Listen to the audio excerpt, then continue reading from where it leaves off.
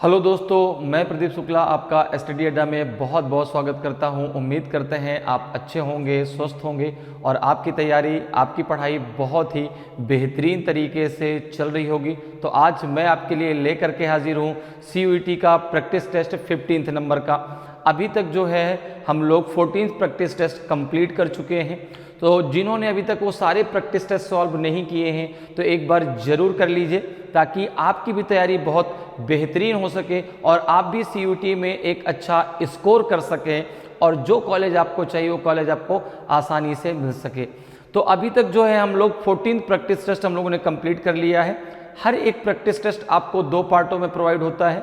दोनों पार्टों को मिला करके जो है आपके 25 से 26 क्वेश्चन आपको प्रोवाइड होते हैं। ठीक है, क्योंकि जो आपका CUET का एग्जाम होगा उसमें जो आपका मैथ का डोमेन है वो तो आपका अलग से आएगा, जिसका सब्जेक्ट मैथ है या बायोलॉजी वो सब अलग से आपका डोमेन में पूछा जाएगा। लेकिन जो सेक्शन 3 आएगा उस सेक्शन 3 में आपका जो है मैथ, रीजनिंग और जनरल नॉलेज से रिलेटेड आपके 25 क्वेश्चन तीनों पार्टों से होंगे। ठीक है ना, और टोटल आपके 75 क्वेश्चन होंगे, जिसमें से आपको 60 क्वेश्चन करने होंगे 60 मिनट में। 15 क्वेश्चन आप लेफ्ट कर सकते हैं। ठीक है, वो कोई भी क्वेश्चन हो सकते हैं। ठीक है, तो उसमें से 25 क्वेश्चन आपके मैथ के भी आएंगे। तो जो है हम लोग 25 क्वेश्चन का पूरा एक सेट जो है डिस्कस करते हैं एक जो है प्रैक्टिस टेस्ट में। तो उसको हम लोगों ने 2 पार्टों में डिवाइड कर लिया है कि भाई एक पार्ट में आप 12 to 13 क्वेश्चन और दूसरे पार्ट में 12 to 13 क्वेश्चन, ताकि पूरा आपका एक सेट बन जाए जो है 25 क्वेश्चन का। तो चलिए आज की क्लास को स्टार्ट करते हैं। आज जो है हम लोग प्रैक्टिस टेस्ट 15 का फर्स्ट पार्ट डिस्कस करने वाले हैं। और जिन्होंने अभी तक वो सारे 14 प्रैक्टिस टेस्ट अभी तक सॉल्व नहीं किए हैं तो एक बार जरूर कर लीजिए, ताकि आपकी भी तैयारी बहुत ही बेहतरीन हो सके। तो चलिए भाई आज की क्लास को स्टार्ट करते हैं। तो आज की क्लास का पहला क्वेश्चन है आपके सामने। सबसे पहले क्वेश्चन को रीड कर लेते हैं और फिर क्वेश्चन को सॉल्व करते हैं। क्वेश्चन आपको हिंदी और इंग्लिश दोनों लैंग्वेज में प्रोवाइड होता है। ठीक है ना, हिंदी और इंग्लिश दोनों में। तो ना तो इंग्लिश मीडियम वालों को प्रॉब्लम होगी ना हिंदी मीडियम वालों को प्रॉब्लम होगी, दोनों लैंग्वेज में आपको क्वेश्चन प्रोवाइड होता है। क्वेश्चन है देखिए आज का पहला कि a car travelling at 3/8 of its usual speed covers a distance of 65 kilometre in 2 hours 10 minutes. Find the usual speed of car. एक कार अपनी सामान्य गति की 3/8 गति से चलते हुए 2 घंटे 10 मिनट में 65 किलोमीटर की दूरी तय करती है। कार की सामान्य गति ज्ञात कीजिए। अब आपको बताना है कि इन ABCD में से कौन सा आपका सही आंसर होगा। ठीक है, तो हमने मान लिया, देखो हमने मान लिया कि let the usual speed of the car is s। Let the usual speed of the car is s kilometre per hour. ठीक है, आपने मान लिया। ठीक है, अब आपको पता है, अच्छा आपको पता है कि स्पीड बराबर क्या होता है? स्पीड बराबर होता है आपका डिस्टेंस अपॉन टाइम। स्पीड बराबर क्या होता है आपका? Distance upon time. हम कह सकते हैं डिस्टेंस बराबर क्या हो जाएगा आपका? Speed into time. ठीक है, तो यहां पर देखो अगर हम बात करें तो यहां पर आपको डिस्टेंस कितनी दी गई है? डिस्टेंस आपको दी गई है यहां पर 65 किलोमीटर। डिस्टेंस कितनी दी गई है? 65 किलोमीटर। अच्छा टाइम कितना दिया गया है? इस डिस्टेंस को जो तय करने में टाइम लगता है वो है आपका 2 आवर 10 मिनट। ठीक है ना, तो अगर इसको हम जो है पूरा का पूरा आवर में चेंज करते तो कितना हो जाएगा आपका? ये 2:10/60 हो जाएगा। तो ये हो जाएगा आपका जो है 2:1/6, जिसको हम लिख सकते हैं 13/6 आवर हो जाएगा। क्लियर है, यहां तक बात आपको समझ में आ गई।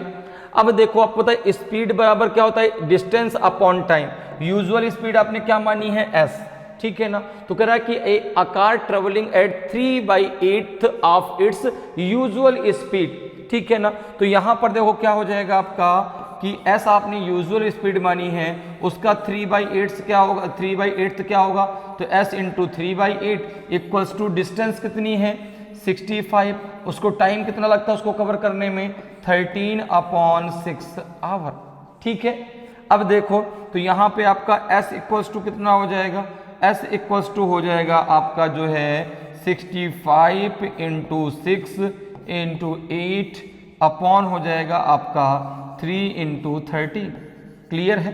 अब देखो 13 5 जा हो जाएगा 65 और 3 2 जा हो जाएगा आपका 6, तो ये हो जाएगा आपका 5 इंटू 2 इंटू 8, तो ये आ जाएगा आपका 80।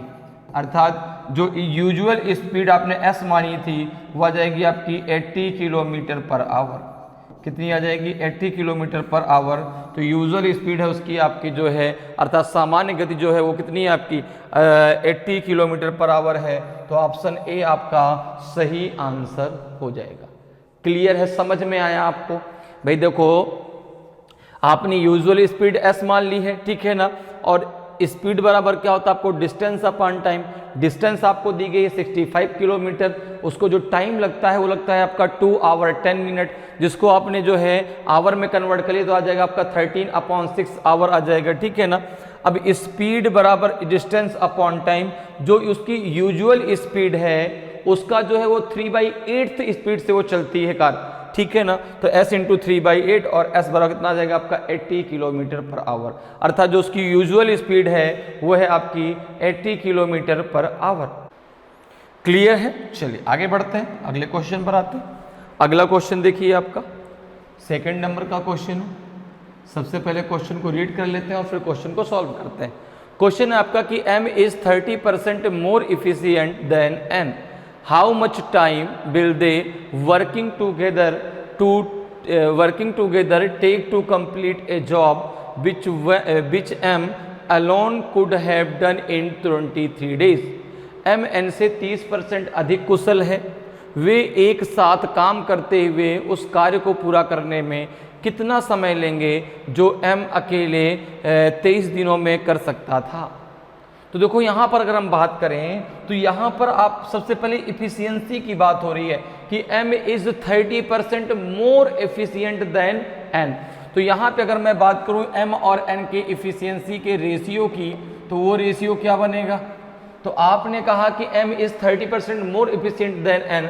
अगर मैं मान लूँ कि n की इफिशियंसी 100 है तो m की इफिशियंसी कितनी हो जाएगी आपकी 130 हो जाएगी। कितनी हो जाएगी आपकी 130 हो जाएगी, क्योंकि भाई जो m है वो n की तुलना में 30% अधिक कुशल है। तो अगर n जो है एक दिन में 100 यूनिट काम करता है तो m जो है एक दिन में 130 यूनिट काम करेगा। ये जो दिया गया है यह इनकी इफिशियंसी का रेशियो है। तो यहाँ से देखो ना आपका रेशियो निकल के आएगा। तो आपने कहा देखो 0 से 0 कैंसिल हो जाएगा, तो यहाँ पर आपका m और n का जो इफिशियंसी का रेशियो आएगा वो आएगा आपका 13 रेशियो आपका 13 रेशियो आपका 10, 13 रेशियो आपका आ जाएगा 10। अब कह रहा है कि जो m है वो अकेले काम अगर काम करता है, ठीक है ना, वे एक साथ काम करते उस कार्य को कितना पूरा करने में कितना समय लेंगे जो m अकेले 23 दिनों में कर सकता है। तो जब m जो है अकेले जो है करता है तो उस काम को वह 23 दिनों में पूरा कर लेता है। तो m की एक दिन की इफिशियंसी है काम करने की 13 यूनिट। तो टोटल वर्क कितना आ जाएगा, टोटल वर्क कितना आ जाएगा।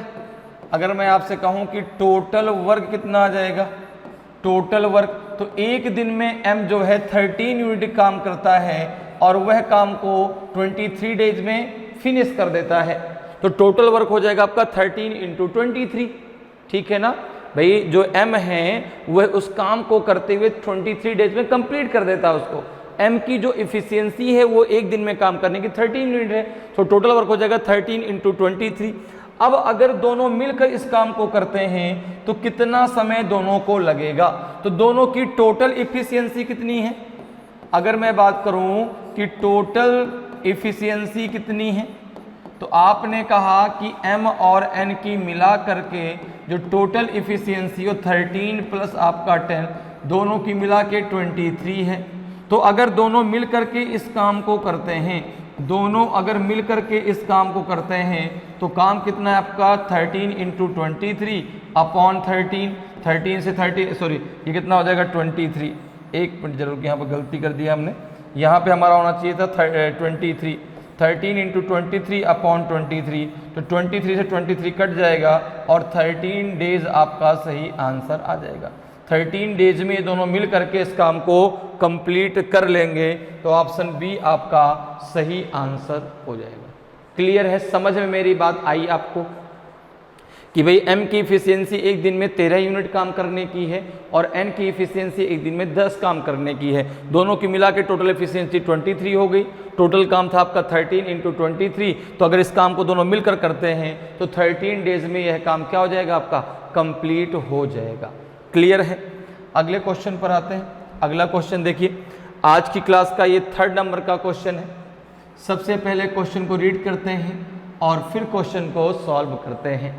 क्वेश्चन है आपका कि the length of the shadow of a tree extends by 20 metre when the angle of elevation of the sun with respect to the top of the tree decreases from 45 degree to 30 degree. Find the height of the tree. एक पेड़ की छाया की लंबाई 20 metre तक बढ़ जाती है जब पेड़ के शीर्ष के संबंध में सूर्य का उन्नयन कोण 45 डिग्री से 30 डिग्री तक कम हो जाता है, तो पेड़ की ऊंचाई ज्ञात कीजिए। देखिए अब ये क्वेश्चन पूछा गया आपसे हाइट एंड डिस्टेंस से, तो कह रहा है कि एक पेड़ है, इस प्रकार से एक पेड़ है, एक ट्री है, तो उसका एंगल ऑफ एलिवेशन पहले कितना था 45 डिग्री, अब बाद में कितना कम हो गया तो 30 डिग्री। ठीक है ना, तो जो आपकी शैडो है वो क्या हो गई, वो 20 मीटर तक बढ़ गई। तो ये आपका ट्री है, पहले उसका एंगल ऑफ एलिवेशन आपका 45 डिग्री था, ये मान के चलते हैं, ठीक है ना, 45 डिग्री था, और बाद में जो है यह एंगल ऑफ एलिवेशन जो है आपका और आगे कम हो गया, अर्थात अब हो गया ये 30 डिग्री, अब हो गया जो है ये 30 डिग्री, अब ये हो गया ये 30 डिग्री। तो जो शैडो है, शैडो पहले यहाँ पर थी, जो शैडो है वो आपकी 20 मीटर तक बढ़ गई, वो आपकी 20 मीटर तक बढ़ गई। अब देखो अगर इस पॉइंट को आप A मान लें, इस पॉइंट को आप B मान लें, इस पॉइंट को आप C मान लें और इस पॉइंट को आप D मान लें, तो देखो C से D तक की डिस्टेंस कितनी बढ़ गई 20 मीटर। C से B तक की डिस्टेंस को आप मान लो A मीटर, C से B तक की डिस्टेंस को आप मान लो A मीटर। ये आपका ट्री है, इसकी हाइट मान लो आप H मीटर, इसकी हाइट मान लो आप H मीटर। अब आपको H की वैल्यू निकालना है, आपको यहाँ पर निकालना है H की वैल्यू, ठीक है ना, आपको ट्री की हाइट ही तो चाहिए, तो आपको H की वैल्यू निकालना है। अब देखो अगर हम यहाँ पर tan थीटा ले लेते हैं, अगर हम यहाँ पर tan थीटा ले लेते हैं तो tan थीटा बराबर होता है आपका परपेंडिकुलर अपॉन बेस, अर्थात tan थीटा बराबर हो जाएगा आपका AB upon BD, AB upon BD। अब देखो पहले आपका जो है एंगल ऑफ एलिवेशन कितना था आपका 45 डिग्री, बाद में वो कम हो कितना हो गया 30 डिग्री, ठीक है ना। तो सबसे पहले अगर हम बात करें यहाँ पे, तो सबसे पहले हम यहाँ पर लेते हैं ट्रायंगल ABC को। सबसे पहले हमने ट्रायंगल ले लिया ABC। अगर ट्रायंगल आप ABC लेते हैं और यहाँ पर आपने tan 45 डिग्री ले लिया तो कितना हो जाएगा आपका tan 45 डिग्री इक्वल्स टू हो जाएगा आपका जो है H अपॉन A, नहीं हो जाएगा, देखो H अपॉन A हो जाएगा, क्योंकि यहाँ पे हो जाएगा आपका परपेंडिकुलर अपॉन बेस, तो बेस हो जाएगा BC और परपेंडिकुलर हो जाएगा AB। तो यहाँ पे BC की वैल्यू कितनी मानी, कितनी आपने मानी है, ये माना है आपने इसको A, तो ये हो जाएगा आपका H upon A। tan 45 degree की वैल्यू होती है 1 equals to H upon A, तो यहाँ पे आपका आ जाएगा H इक्वल्स टू A। यहाँ पे कितना आ जाएगा आपका H इक्वल्स टू A। यहाँ तक बात क्लियर है, कितना आ जाएगा आपका H इक्वल्स टू A हो जाएगा। अब देखो अब आप ले लो tan 30 डिग्री, अब आप ले लो ट्रायंगल जो है ABD की बात कर लेते हैं। तो ए बी डी में हम ले लेते हैं tan 60 degree, tan 60 degree, tan 30 degree, कितना tan 30 डिग्री इक्वल्स टू हो जाएगा आपका h अपॉन 20 प्लस a, कितना हो जाएगा h अपॉन 20 प्लस a, क्योंकि b से d तक की दूरी कितनी हो जाएगी आपकी 20 ये है, a ये है, तो जगह आपका 20 प्लस a हो जाएगा। अब यहाँ पर देखिए अगर बात करें तो tan 30 डिग्री की वैल्यू होती है 1 अपॉन रूट 3, कितना होता है 1 upon root 3 equals to h upon 20 plus a हो जाएगा। आपने पहले निकाल रखा है कि h बराबर a है, तो a की जगह हम h रख सकते हैं, आपने कहा बिल्कुल। तो यहाँ पे हो जाएगा देखो आपका 1 अपॉन रूट 3 इक्वल्स टू हो जाएगा आपका h अपॉन 20 प्लस h हो जाएगा। तो यहाँ पे जब आप इसको आगे सॉल्व करेंगे तो कितना हो जाएगा आपका 20 प्लस h इक्वल्स टू हो जाएगा आपका रूट 3h, ठीक है। अब देखो अगर इन दोनों को हम एक तरफ कर लेते हैं, ऐसे एक तरफ कर लेते हैं तो ये हो जाएगा आपका जो है, अगर h यहाँ से आप कॉमन ले लें तो ये हो जाएगा आपका रूट 3 माइनस 1 इक्वल्स टू हो जाएगा आपका 20। रूट 3 की वैल्यू कितनी होती है, रूट 3 की वैल्यू होती है 1.732, ठीक है ना। अब देखो अगर बात करते हैं यहाँ पे h की वैल्यू कितनी चाहिए 20 अपॉन रूट 3 माइनस 1 आना चाहिए, ये ऑप्शन में कहीं दिया नहीं गया, तो जरा रूट 3 की वैल्यू रख के देख लेते हैं। तो h बराबर, अब देखो यहाँ पे क्या है, रूट 3 की वैल्यू कितनी होती है आपकी, रूट 3 की वैल्यू होती है 1.732 माइनस का 1 इक्वल्स टू 20, तो इससे जब इसको माइनस करेंगे तो ये हो जाएगा 0.732। तो यहाँ पर देखो अगर हम बात करें तो h इक्वल्स टू कितना हो जाएगा आपका 20 अपॉन 0.732 हो जाएगा, ठीक है ना, 0.732। अब अगर इस पॉइंट को आप यहाँ से हटाते हैं, अगर इस पॉइंट को आप यहाँ से हटाते हैं तो ऊपर आपको 3 जीरो बढ़ाना पड़ेगा, 1 2 और 3। अब आप 732 का 20,000 में भाग देके देखिए कितना आता है, तो यहीं पे भाग दे लेते हैं, यहाँ पे दे लेते हैं 732 इधर लिखते हैं, आपको भाग देना है किसमें 20,000 में, ठीक है। देखो सबसे पहले कितनी बार जाएगा, 7 2 जा 14, 7 3 ज़्यादा हो जाएगा, 2 टाइम जाएगा, तो 7 2 जा 2 2 जा 4, 2 2 जा 4, 2 3 जा 6, 2 7 जा 14, ठीक है। 10 में से 4 गया तो 6, 9 में से 6 गया तो 3, 9 में से 4 गया तो 5, जीरो नीचे लेके आए, कितनी बार जाएगा 7 8 जा आपका ज़्यादा हो जाएगा, 7 टाइम जाएगा, 7 2 जा 16, 7 2 जा 14, 7 2 जा 14, ठीक है, 7 2 जा आपका हो जाएगा 14, 1 आपका होल्ड हुआ, 7 3 जा 21 और 21 और 1 कितना हो जाएगा आपका 22, 2 होल्ड हुआ, 7 7 जा 49, 49 और 2 कितना हो जाएगा आपका 51। ये कितना आएगा माइनस करने पे, तो 10 में से 4 गया तो 6 और यहाँ 5 में से 2 गया तो 3 और यहाँ कितना हो जाएगा 3 में से 1 गया तो 2। अब देखो यहाँ पे भाग तो जाएगा नहीं, तो यहाँ पे हमने डेसिमल लगाया और यहाँ पे एक जीरो बढ़ा दिया, तो ये 27 पॉइंट आपका देखो 32 आएगा क्या, देखो जरा एक बार जरा भाग और दे लेते हैं, तो 7 3 जा 21, 7 4 जा 28, तो 3 टाइम देकर देख लो, 3 2 जा 6, 3 3 जा 9 और 3 7 जा 21, बिल्कुल 3 टाइम चला जाएगा, तो ये जब आप भाग देंगे कितना आ जाएगा 27.32 आ जाएगा, कितना आ जाएगा आपका 27.32 मीटर। तो h की वैल्यू कितनी आ जाएगी आपकी 27.32 मीटर। तो ऑप्शन सी आपका सही आंसर हो जाएगा, ऑप्शन सी आपका सही आंसर हो जाएगा। क्लियर है, समझ में बात आई भाई। यहाँ से डायरेक्ट आप निकाल सकते थे कि h अपॉन कितना हो जाता जो है h की हाइट, ये भी h upon h equals to 20 upon root 3 minus का 1, ठीक है ना। अब जब यहाँ पर आपका जो है ये ऑप्शन में नहीं दिया गया तो फिर आपने क्या किया, रूट 3 की वैल्यू को यहाँ पर पुट कर दिया, तो आपका आ जाएगा 27.32 मीटर। तो ऑप्शन सी आपका सही आंसर हो जाएगा। क्लियर है, नेक्स्ट क्वेश्चन पे आते हैं। नेक्स्ट क्वेश्चन देखिए आपका 4th नंबर का क्वेश्चन। सबसे पहले क्वेश्चन को रीड करते हैं और फिर क्वेश्चन को सॉल्व करते हैं। क्वेश्चन है आपका कि 11 स्क्वायर प्लस 11 के पावर 4 अपॉन 11 के power 3 minus 11 plus 1/2 into 11 square equals to what. तो अब देखो जो है ये बहुत ही सिंपल, इसमें तो कुछ है ही नहीं, केवल आपको क्या करना है, गुणा भाग ही तो करना है। तो जब भी आपसे सिंप्लीफिकेशन से क्वेश्चन पूछा जाता है, जब भी आपसे जो है मल्टीप्लिकेशन, डिवीजन, एडिशन, ये सबसे क्वेश्चन पूछा जाता है, तो वहां पर आप लगाते हैं BODMAS। क्या लगाते हैं? BODMAS, ठीक है ना। क्या लगाते हैं आप? BODMAS लगाते हैं, BODMAS,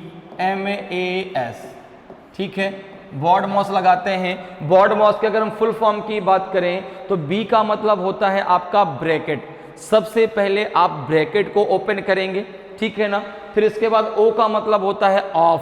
अगर ऑफ लगा है तो उसका, अब ऑफ का मतलब क्या होता है? मल्टीप्लाई। तो अगर ऑफ लगा है तो फिर वह उसका आपको ऑफ को सॉल्व करना है, अर्थात आपको मल्टीप्लाई करना है। फिर आपका डी का मतलब हो गया डिवीजन। फिर जब आप ऑफ को सॉल्व करेंगे इसका फिर आप डिवीजन करेंगे, फिर आप मल्टीप्लिकेशन करेंगे। यहाँ पे कंफ्यूज मत होइएगा, मल्टीप्लिकेशन का अगर सिंबल लगा है तो वह मल्टीप्लिकेशन आपका डिवीजन के बाद होगा, और अगर ऑफ लगा है तो वह मल्टीप्लिकेशन आपका डिवीजन के पहले होगा। क्लियर है। और फिर लास्ट में आपका होगा एडिशन, सबसे लास्ट में होगा आपका सब्ट्रैक्शन। अब यहाँ पर देखो अगर हम बात करें और यहाँ पे अगर हम यहाँ पे क्या लगाते हैं, BODMAS लगाते हैं, तो ये आपका दिया है 11 का स्क्वायर प्लस 11 के पावर 4 का मतलब हो गया 11 इंटू 11 इंटू 11 इंटू 11, यही तो लिखेंगे ना इसको, अपॉन 11 के पावर 3 का मतलब क्या हो गया 11 इंटू 11 इंटू 11, ठीक, माइनस 11 प्लस 1/2, ठीक है, और इंटू हो जाएगा आपका 11 का स्क्वायर। अब देखो इसको हमने ब्रैकेट से बाहर कर लिया, ठीक है ना, तो 1/2 इंटू 11 का स्क्वायर हो जाएगा। अब देखो अगर आप यहाँ पर देखें तो ये 11 से ये कट जाएगा, इससे ये कट जाएगा, इससे ये कट जाएगा। अब 11 का स्क्वायर कितना होता है? तो आपने कहा 121 होता है। ये प्लस का आपका 11 आ जाएगा, माइनस का 11 प्लस, अब यहाँ पे जो है अगर देखें कितना हो जाएगा आपका 1/2, और 11 का स्क्वायर होता है 121, ये कितना हो जाएगा आपका, ये हो जाएगा आपका 121। अब देखो प्लस के 11 से माइनस के 11 कैंसिल हो जाएगा, प्लस का आपका हो जाएगा 2 का इसमें भाग दे दीजिए, तो 2 6 जा 12, भाग तो जाएगा नहीं, जीरो लगाएंगे, डेसिमल लगाया, एक जीरो बढ़ाया 2 5 जा 10, 60.5 आपका आ जाएगा। इसको इसमें ऐड कर दीजिए तो 0.5 तो लास्ट में आएगा ही आएगा। फिर 0 + 1 आपका 1 आ जाएगा, 6 + 2 आपका 8 आ जाएगा, और ये 1 आ जाएगा। तो यहाँ पे इसकी जो वैल्यू है वो आ जाएगी आपकी 181.5। तो ऑप्शन डी आपका सही आंसर हो जाएगा। क्लियर है। ऐसे क्वेश्चनों में केवल आपको कैलकुलेशन से ही करना है, ठीक है ना। और जब भी आपको सिंप्लीफिकेशन से क्वेश्चन पूछा जाता है वहां पर आप BODMAS का प्रयोग जरूर करें, ठीक है ना। BODMAS का प्रयोग करके ही आप क्वेश्चन को सॉल्व करें, ठीक है। तो यहाँ पे इसकी वैल्यू कितनी आ जाएगी आपकी 181.5 आपकी आ जाएगी। तो ऑप्शन डी आपका सही आंसर हो जाएगा। क्लियर है। नेक्स्ट क्वेश्चन पे आते हैं। नेक्स्ट क्वेश्चन देखिए आपका 5th नंबर का क्वेश्चन है। सबसे पहले क्वेश्चन को रीड कर लेते हैं और फिर क्वेश्चन को सॉल्व करते हैं। क्वेश्चन है आपका कि the cost of 5 kg of apples is 450 rupees, the cost of 12 dozen mangoes is 4320 rupees, and the cost of 4 kg of oranges is 240 rupees. What is the total cost of 8 kg of apples, 8 dozens of mangoes and 8 kg of oranges. 5 kilo सेब का मूल्य 450 रुपये है, 12 दर्जन आमों का मूल्य 4320 रुपये है तथा 4 किलोग्राम संतरे का मूल्य 240 रुपये है। तो 8 किलो सेब, 8 दर्जन आम और 8 किलो संतरे का कुल मूल्य क्या है? तो ये तो बच्चों वाला सवाल है भाई, बहुत ही सिंपल सा क्वेश्चन, इसमें कुछ है ही नहीं, इस क्वेश्चन में कुछ है ही नहीं। देखो दिया है कि जो है 5 kg एप्पल का मूल्य कितना है, 5 kg एप्पल का मूल्य कितना है, 5 kg एप्पल का मूल्य कितना है? तो आपने कहा ये है 450 रुपीज। तो 1 kg एप्पल का कितना हो जाएगा, 1 kg एप्पल का कितना हो जाएगा, 1 kg एप्पल का कितना हो जाएगा, तो आपने कहा 450 अपॉन 8 अपॉन 5, 8 नहीं अपॉन 5। यहाँ पूछा कितने केजी एप्पल का जा रहा है, 8 kg एप्पल, 8 kg एप्पल का मूल्य आपको चाहिए। तो आपको जो है अगर बात करें तो 8 kg एप्पल का मूल्य कितना होगा, 8 kg एप्पल का मूल्य कितना होगा, तो आपने कहा ये हो जाएगा आपका 450 अपॉन 5 इंटू 8, तो ये हो जाएगा आपका 5 9 जा 45, ये हो जाएगा 90 और 98 जा हो जाएगा 720, ठीक है ना। तो 8 किलो जो है सेब का मूल्य आ जाएगा जो है आपका 720 रुपये। इसी प्रकार से देखो आपको दिया गया है यहाँ पे कि 12 डजन मैंगोज का रेट कितना है आपका 4320 रुपीज़, ठीक है ना। 12 डजन मैंगोज का जो आपको क्या दिया गया है, रेट दिया गया है, कॉस्ट प्राइस दिया गया, वो दिया गया आपको 4320 रुपीज़। मैंगोज का जो सीपी है आपका वो कितना है 4320 रुपीज़। तो 1 डजन का कितना हो जाएगा, 1 डजन का कितना हो जाएगा, तो आपने कहा 4320 अपॉन आपका हो जाएगा 12, तो यहाँ पे कितने हैं 8 डजन, तो 8 डजन का कितना होगा, 8 डजन का कितना होगा, तो आपने कहा ये हो जाएगा 4320 upon 8 into upon 12 into 8 upon 12 into 8, तो किससे कट दो 4 से, 4 3 जा 12, 4 2 जा 8, 3 से किसको कैंसिल कर दो, 3 1 जा 3 और 13, 3 4 जा 12, 3 4 जा 12, 0 कितना हो जाएगा आपका 200, 2 4 जा 8, 2 4 जा 8, 2 1 जा 2, 2880 रुपीज़ आपका आ जाएगा। इसी प्रकार से जो है आप निकाल लीजिए, यहाँ पे दिया गया है कि 4 kg जो ऑरेंजेस का सीपी है कितना है आपका 240 है, 4 kg ऑरेंज का, 4 kg ऑरेंज का जो सीपी कितना है आपका 240 रुपीज़ है। तो 1 kg का कितना हो जाएगा, 1 kg का कितना हो जाएगा 240 अपॉन आपका हो जाएगा 4, तो कितना पूछ रहा है आपका जो है 8 kg, तो 8 kg का कितना होगा, 8 kg का कितना होगा, तो आपने कहा ये हो जाएगा जो है 240 अपॉन 4 इंटू आपका 8, 4 6 जा आपका हो जाएगा 24 और 8 6 जा 48, 480 रुपीज़, ठीक है ना। तो 8 kg जो है ऑरेंजेस का जो मूल्य है वो 480 रुपीज़ है। तो टोटल सीपी कितना होगा, टोटल आपका जो है सीपी कितना हो जाएगा, टोटल सीपी की अगर हम बात करें, टोटल सीपी कितना हो जाएगा, तो यहाँ पर देखो आपका जो है एप्पल का कितना है 720 रुपीज़ और आपका जो है मैंगो से कितना है 2880 रुपीज़ और आपका जो है ऑरेंजेस का कितना है 480 रुपीज़, कितना है 480 रुपीज़। सबको आप ऐड कर लीजिए, कितना आ जाएगा आपका ये 0 0 0 लास्ट में 0 आएगा, फिर 8 8 आपका 16 और 2 हो जाएगा आपका 18, 1 होल्ड हुआ, 7 और 1 हो जाएगा आपका 8 और 8 16 और 4 आपका हो जाएगा 20 0, तो अब आपका 2 होल्ड हुआ, 2 और 2 हो जाएगा 4, तो हो जाएगा आपका 4080 रुपीज़, 4080 रुपीज़ टोटल सीपी हो जाएगा। ऑप्शन बी आपका सही आंसर हो जाएगा। क्लियर है, तो टोटल सीपी कितना आ जाएगा आपका 4080 रुपीज़, तो ऑप्शन जो है आपका बी बिल्कुल सही आंसर होगा। क्लियर। नेक्स्ट क्वेश्चन पे आते हैं। नेक्स्ट क्वेश्चन देखिए आपका 6 नंबर का क्वेश्चन है। सबसे पहले क्वेश्चन को रीड करते हैं और फिर क्वेश्चन को सॉल्व करते हैं।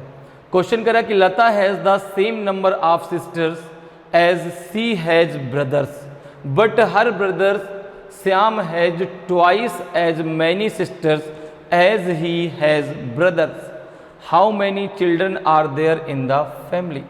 लता की उतनी ही बहनें हैं जितनी कि उसके भाई हैं, लेकिन उसके भाई श्याम की बहनों की संख्या उसके भाइयों की संख्या से 2 गुनी है। परिवार में कितने बच्चे हैं? देखो बहुत सिंपल सा क्वेश्चन है, इस क्वेश्चन में कुछ है ही नहीं। तो यहाँ पर देखो हम मान ले चलते हैं कि let in the family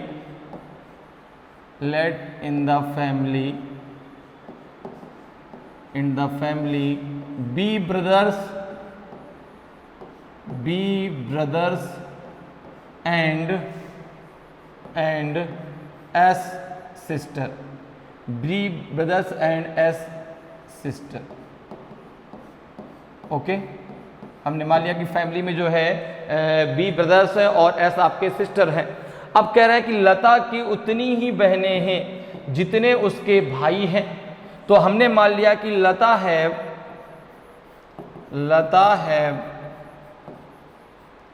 S-1 sister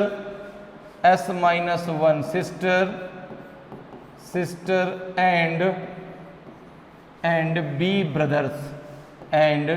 B brothers। ठीक है भाई, S-1 क्यों किया? क्योंकि लता भी तो उनमें से एक है, ठीक है ना। अब देखो यहां पर क्या हो जाएगा, ये इन दोनों की संख्या क्या है? बराबर है।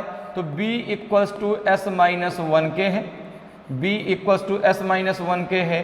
तो आप कह सकते हैं कि S इक्वल्स टू कितना हो जाएगा आपका? B+1 के है, B+1 के है। क्लियर है? यहां तक बात आपको क्लियर हो गई। अब आगे देखो क्या दिया गया है, लेकिन उसके भाई श्याम की बहनों की संख्या उसके भाइयों की संख्या से क्या है? दुगनी है। अब अगर मैं श्याम की बात करूं तो श्याम है B-1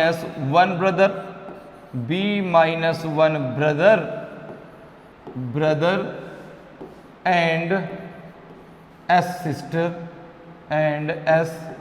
सिस्टर, ठीक है।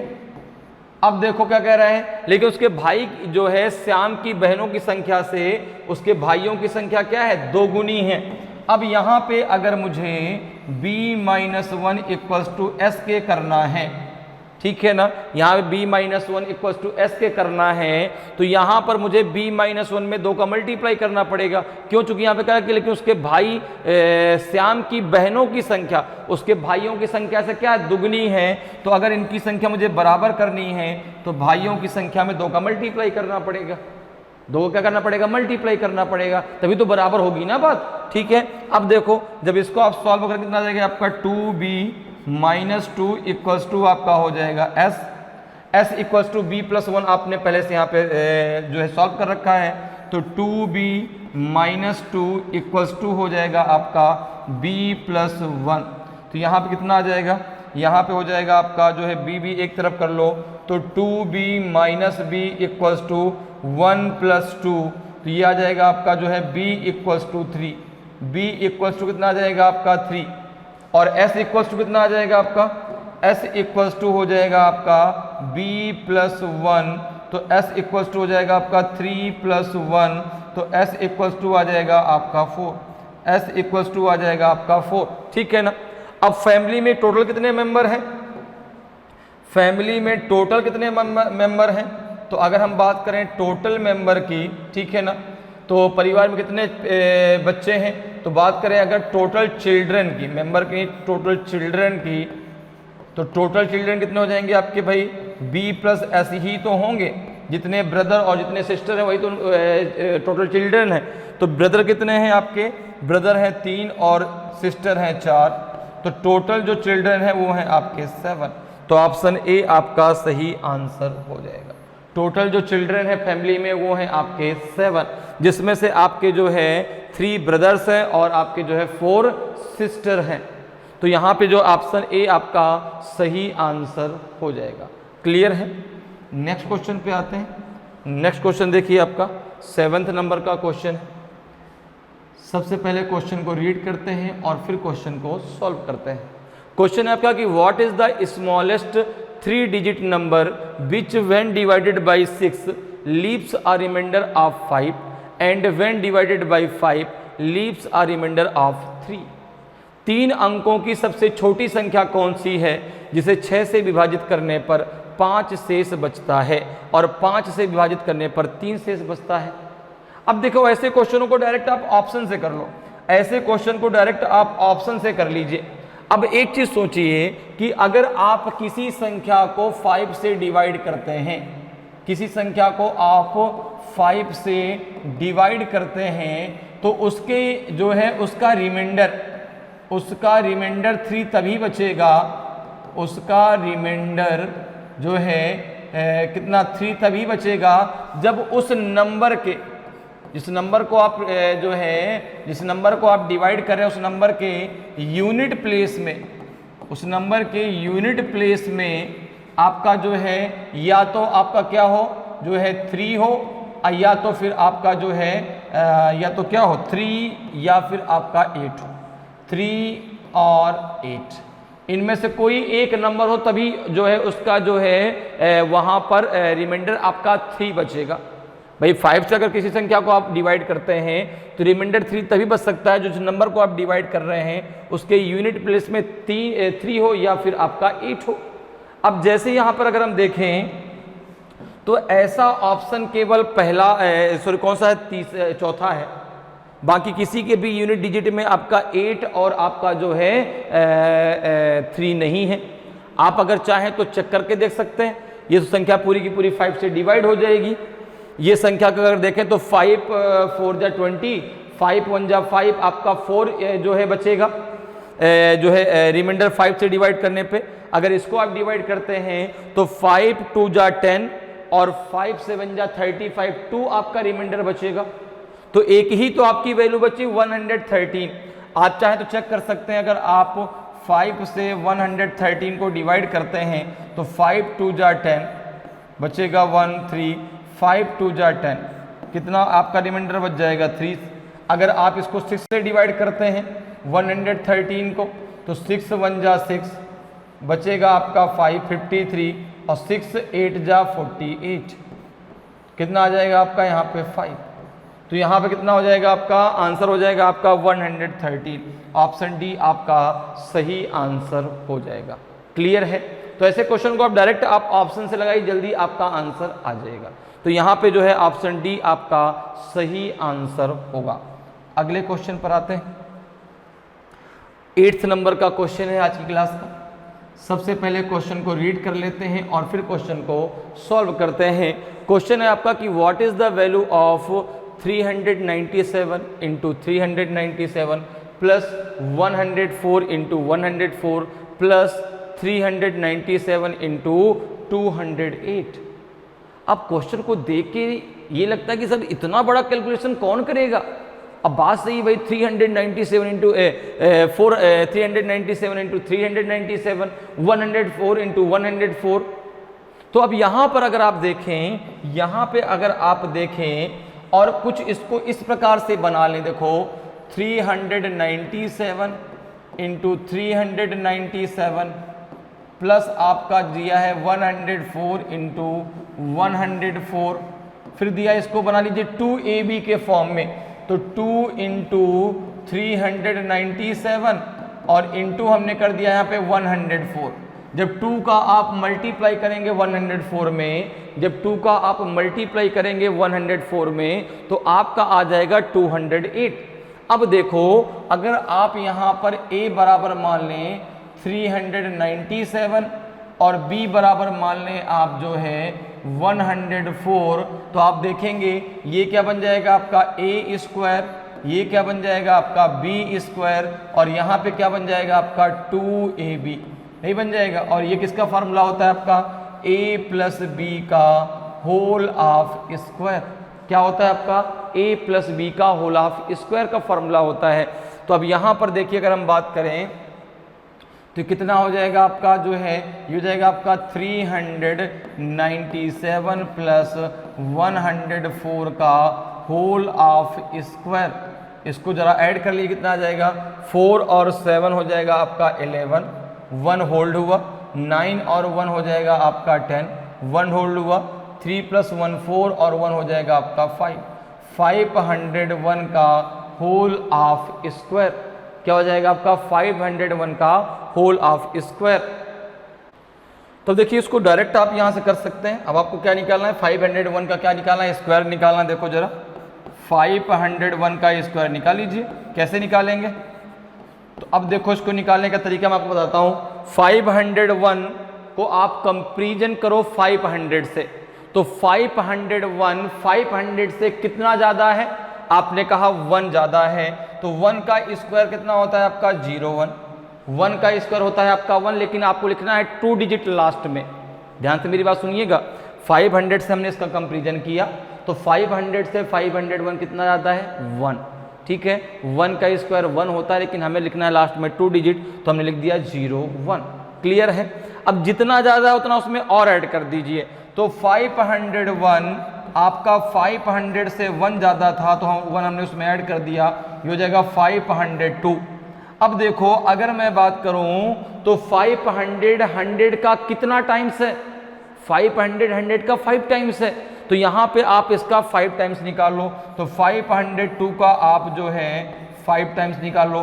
5 2 जा 10, 5 5 जा 25, और इस वैल्यू को आप इसके आगे रख दो, तो 25101 यही इसका स्क्वायर होगा, यही इसका स्क्वायर होगा।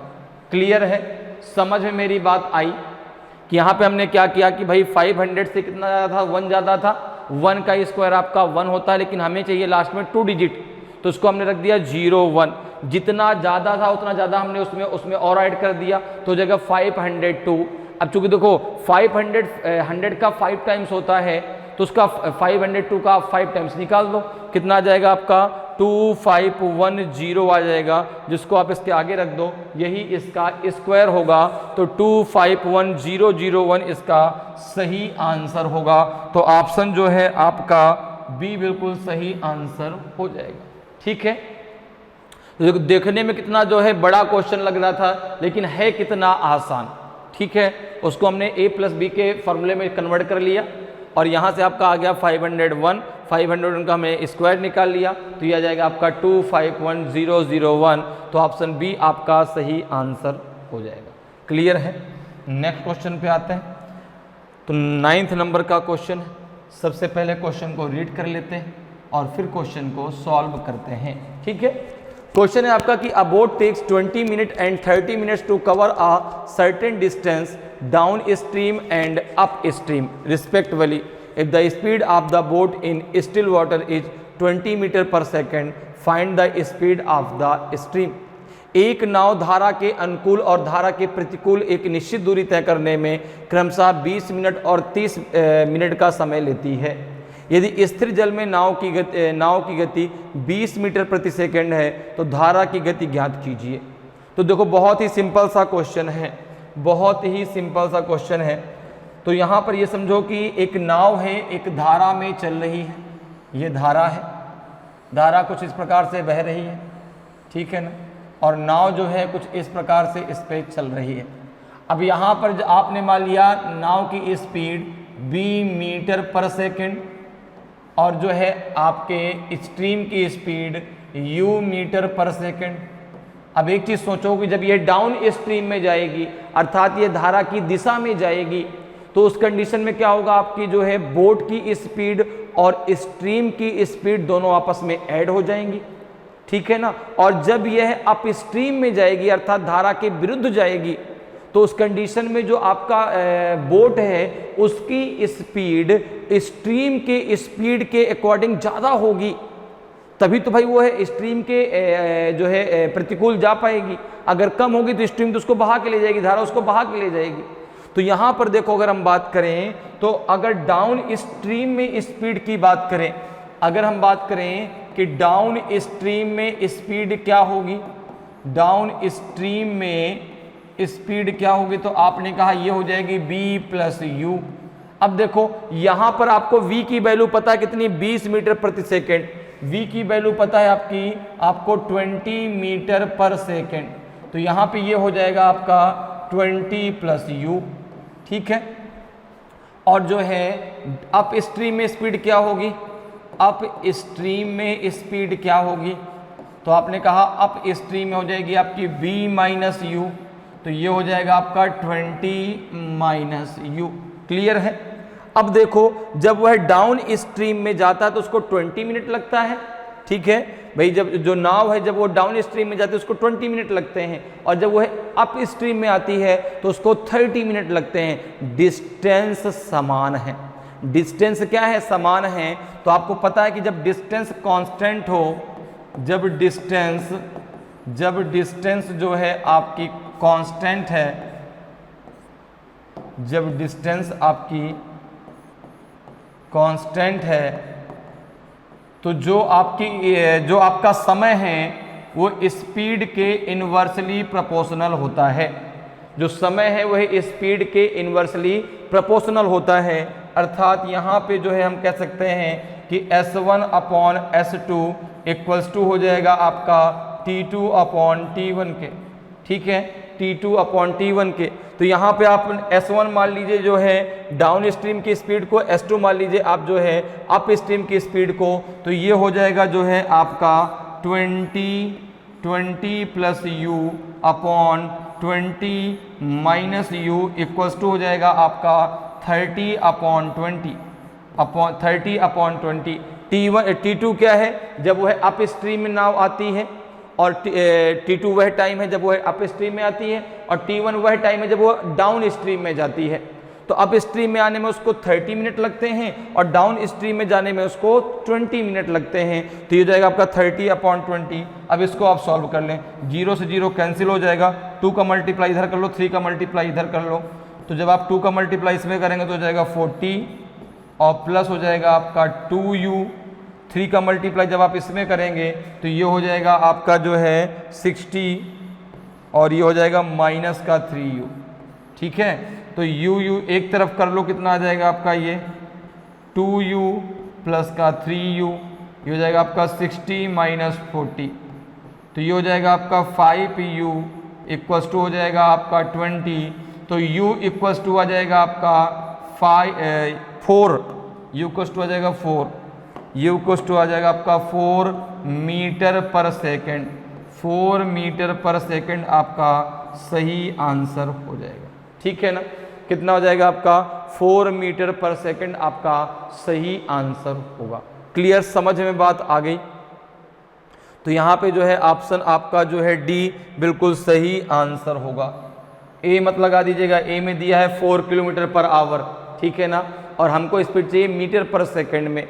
तो यहाँ पे आंसर डी आपका सही आंसर होगा, 4 मीटर पर सेकेंड। तो ऑप्शन डी आपका सही आंसर हो जाएगा। अगले क्वेश्चन पर आते हैं। अगला क्वेश्चन देखिए आपका 10th नंबर का क्वेश्चन। सबसे पहले क्वेश्चन को रीड करते हैं और फिर क्वेश्चन को सॉल्व करते हैं, ठीक है। क्वेश्चन दिया है कि ए एंड बी इन्वेस्ट होना चाहिए, invest in a business, invest in a business in the ratio 4:5। After 10 months B leaves the business after withdrawing his investment. In the first year the business made a profit of 49,000 rupees. What is B's share of this profit? A और B एक व्यवसाय में 4:5 के अनुपात में निवेश करते हैं। 10 महीने बाद B अपना निवेश वापस लेने के बाद व्यवसाय छोड़ देता है। पहले वर्ष में व्यवसाय ने 49,000 रुपीज़ का लाभ कमाया। इस लाभ में बी का हिस्सा क्या है? देखो, अगर हम बात करें प्रॉफिट, तो प्रॉफिट किस रेशियो में डिवाइड होता है? प्रॉफिट किस रेशियो में डिवाइड होता है? तो आपने कहा कि भाई जो आपने कैपिटल इन्वेस्टमेंट किया है, ठीक है ना, investment of capital into investment of time period, ठीक है। जो आपका जो है प्रॉफिट डिवाइड होता है दो पार्टनर के बीच।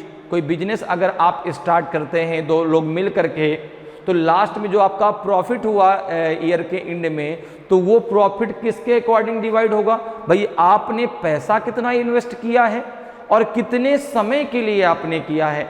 तो अगर मैं यहाँ पर बात करूँ तो प्रॉफिट बराबर क्या होगा? प्रॉफिट जो है, प्रॉफिट इक्वल्स टू हो जाएगा आपका जो है in ratio of capital investment,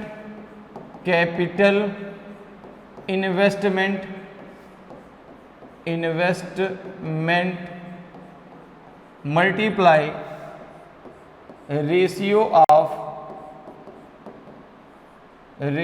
of investment period, investment period, ठीक है, कितने पीरियड के लिए आपने इन्वेस्टमेंट किया है।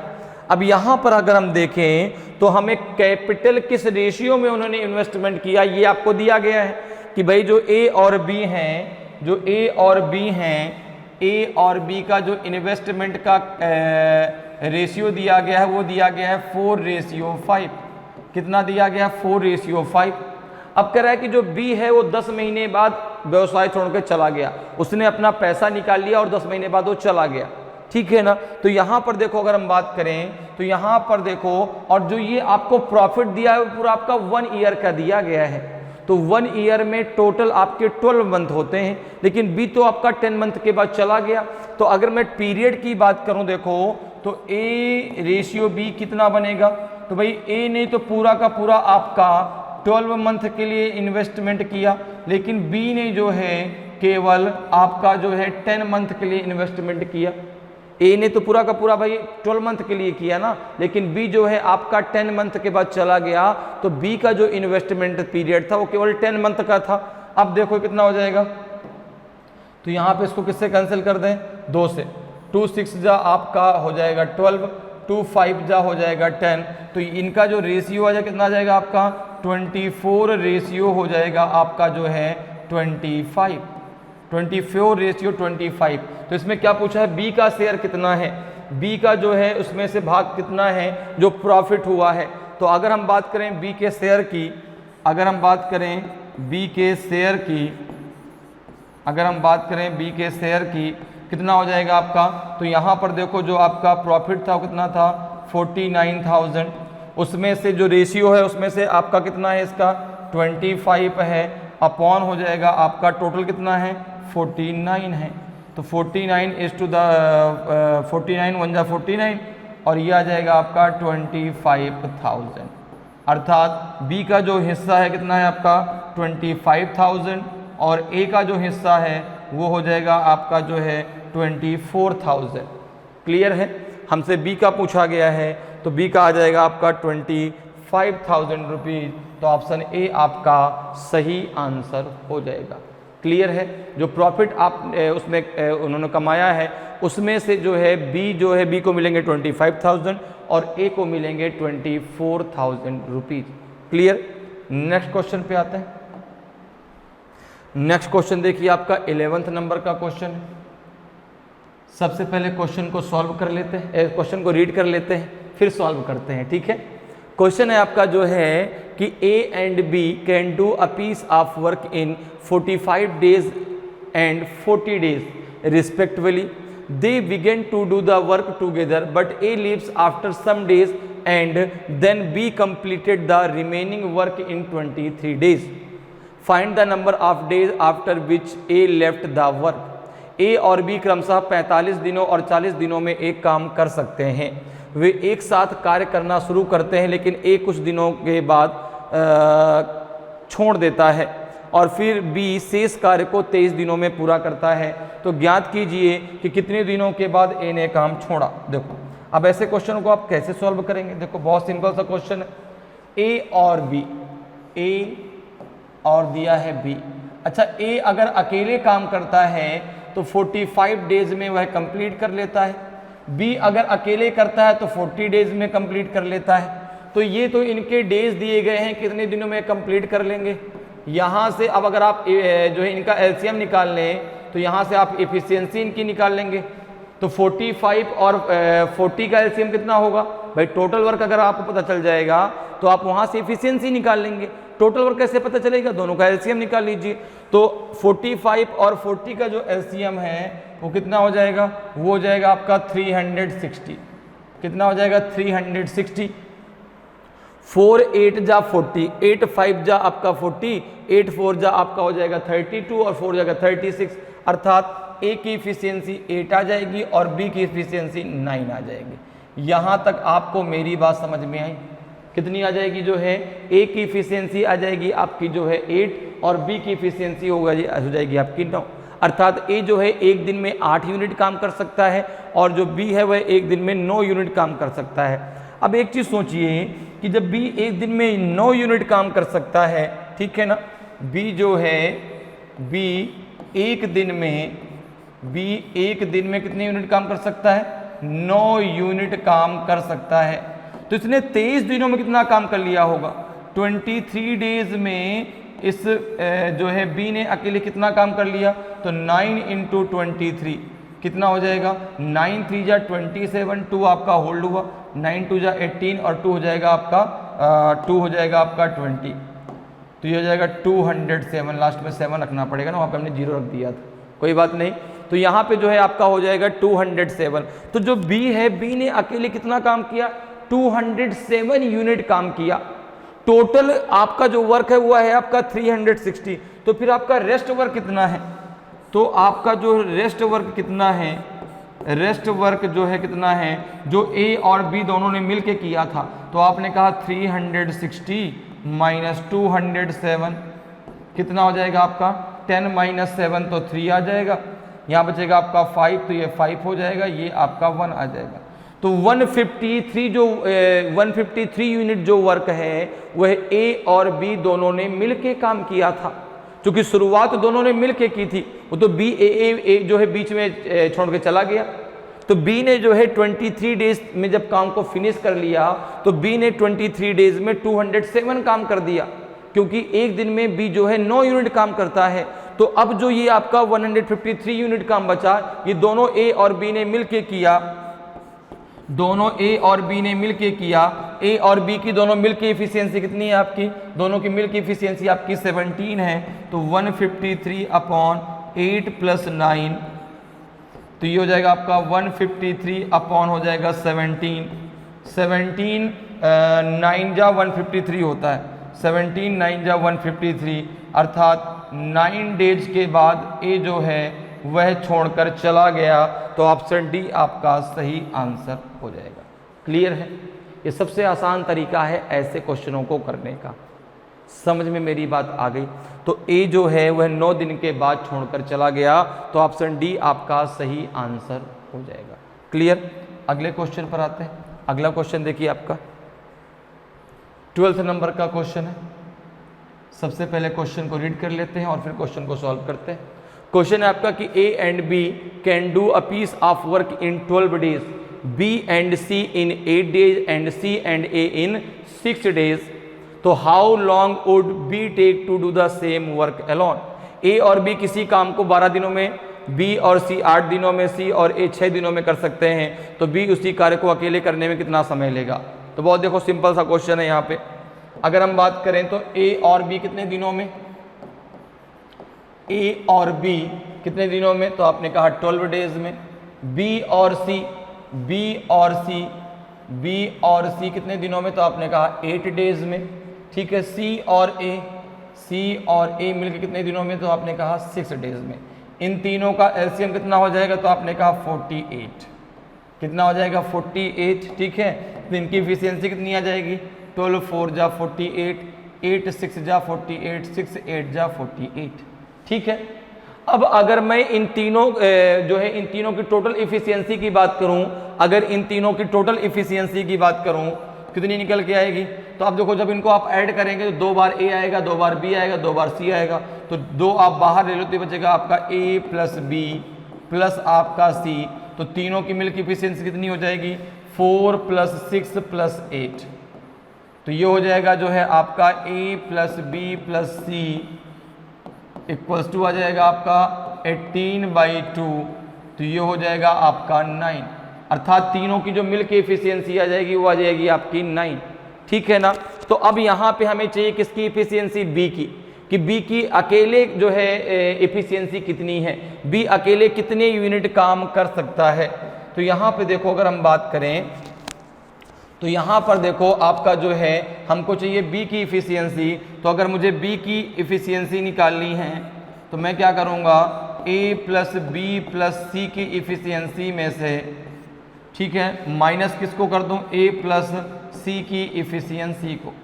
तो a प्लस बी प्लस सी की इफिशियंसी कितनी है आपकी, तो ये है आपकी जो है 9, और b की कितनी है, c और a की मिला कितनी है आपकी 8, तो 9 माइनस 8 कितना आ जाएगा आपका 1। तो b की जो है अकेले कार्य करने की जो क्षमता है वो है आपकी 1, ठीक है ना, वो एक दिन में वो है 1 यूनिट काम कर सकता है। तो b को यह पूरा काम करने में कितना समय लगेगा, तो b अकेले अगर इस पूरे काम को करता तो उसकी जो क्षमता है वो 1 यूनिट एक दिन में काम करने की है, तो उसको 48 डेज लग जाते, उसको 48 डेज लग जाएंगे अकेले इस काम को करने में। तो ऑप्शन डी आपका सही आंसर हो जाएगा। क्लियर है, तो बी अगर अकेले इस काम को करता है तो उसको 48 डेज लगेंगे। ऑप्शन ए ऑप्शन डी आपका सही आंसर होगा। अगले क्वेश्चन पर आते हैं। आज की क्लास का ये लास्ट क्वेश्चन है। सबसे पहले क्वेश्चन को आप रीड कर लीजिए और फिर क्वेश्चन को सॉल्व करते हैं। क्वेश्चन है आपका कि the third term of an arithmetic progression अर्थात AP is 11 and the sixth term is 23। What is the 12th term and find the sum of all the 12th term. एक समानांतर श्रेणी AP का तीसरा पद 11 है और छठा पद 23 है। 12वां पद क्या है और सभी 12 पदों का योग ज्ञात कीजिए। अब इनमें से कौन सा आपका सही आंसर होगा वो आपको बताना है।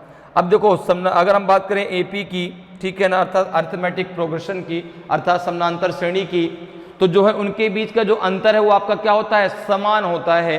तो अगर मैं AP की बात करूं तो AP किस प्रकार से चलती है, देखो AP की अगर हम बात करें तो किस प्रकार से चलती है, A फिर आपका A प्लस D, फिर क्या हो जाएगा आपका A प्लस 2D, फिर हो जाएगा आपका A प्लस 3D, इसी प्रकार से ये आगे बढ़ता जाएगा। ठीक है, तो यहां पर जो अच्छा A क्या है, A आपका इसमें से A क्या है, A जो है वो आपका फर्स्ट टर्म है, A आपका फर्स्ट टर्म है, ठीक है, और D क्या है, D जो है उनके बीच का डिफरेंस है। D क्या है, D जो है उनके बीच का डिफरेंस है। ठीक है, A क्या है फर्स्ट टर्म और D क्या है उनके बीच का डिफरेंस है।